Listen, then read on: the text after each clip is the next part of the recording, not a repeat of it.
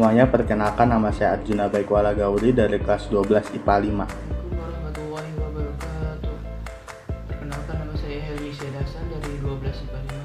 Assalamualaikum warahmatullahi wabarakatuh. Perkenalkan nama saya Sina Maharani dari 12 IPA 5 absen 13. Assalamualaikum teman-teman, nama saya Nur Sabila, saya absen 23.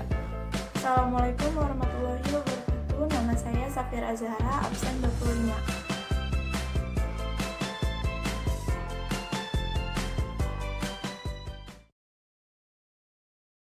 Analisis sistem konsinyasi yang dimodifikasi. Sistem pemasaran produk sangat beragam, bisa dilakukan dengan penjualan langsung maupun tidak langsung. Penjualan langsung dibagi menjadi beberapa jenis, misalnya penjualan melalui outlet sendiri atau sistem penjajakan langsung pada konsumen. Sedangkan penjualan tidak langsung yaitu penjualan dengan menggunakan perantara atau menggunakan saluran distribusi. Saluran distribusi ini bisa pendek atau panjang tergantung jenis kapasitas produksinya.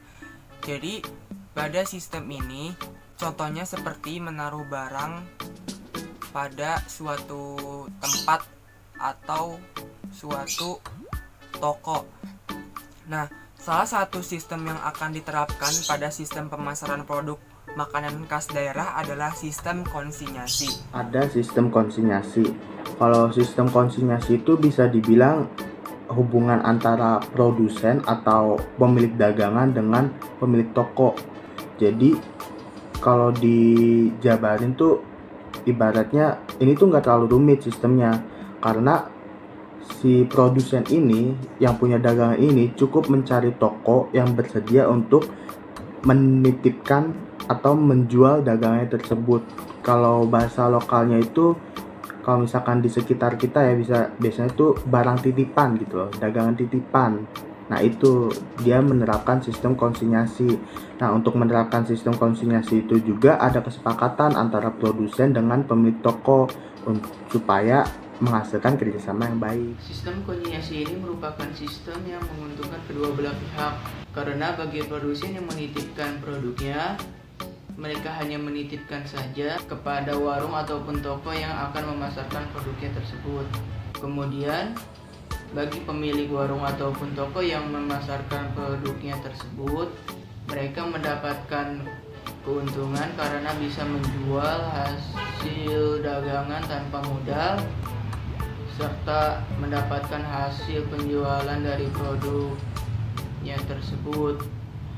Apabila produknya tidak laku ataupun rusak, maka tidak menjadi tanggung jawab pemilik warung ataupun toko tersebut. Sistem ini tuh sangat mudah dan untungnya tuh lumayan sekali.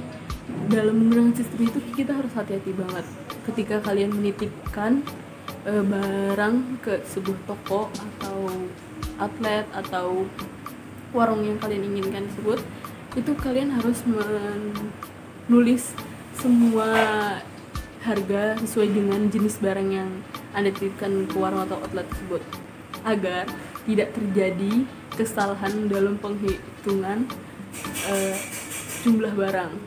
Dan terkadang tuh pemilik si toko atau outlet ini tuh bisa saja melakukan kecurangan atau kenakalan dalam hitung barang tersebut.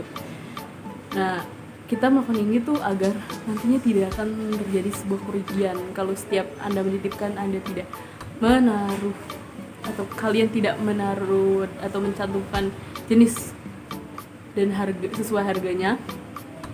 Itu kalian bisa selalu mengalami kerugian gitu loh. Itu makanya kita mengantisipasinya dengan cara selalu menulis harga sesuai dengan jenis barang.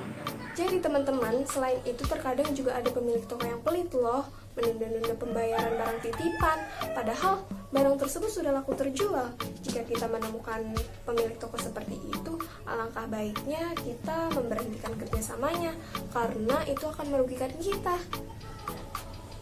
Pengaturan target pasar juga harus dibuat, bisa membagi dengan per daerah dan per hari. Misalnya, kalau kita menitipkan barang setiap 1 minggu sekali, maka dilakukan pemilihan 7 wilayah untuk 7 hari dalam 1 minggu. Dalam penentuan jumlah warung atau toko atau wilayah ditetapkan berdasarkan kapasitas produksi dan target penjualan setiap warung atau toko atau outlet. Misalnya, dalam satu hari kita ingin mengunjungi 10 toko, maka paling tidak kita memiliki 70 toko langganan agar usaha kita berjalan terus setiap hari.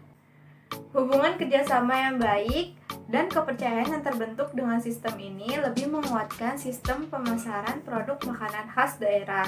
Karena resiko yang ditimbulkan sangat kecil. Satu sama lain saling mengenal dan terjalin hubungan simbiosis mutualisme yang cukup baik.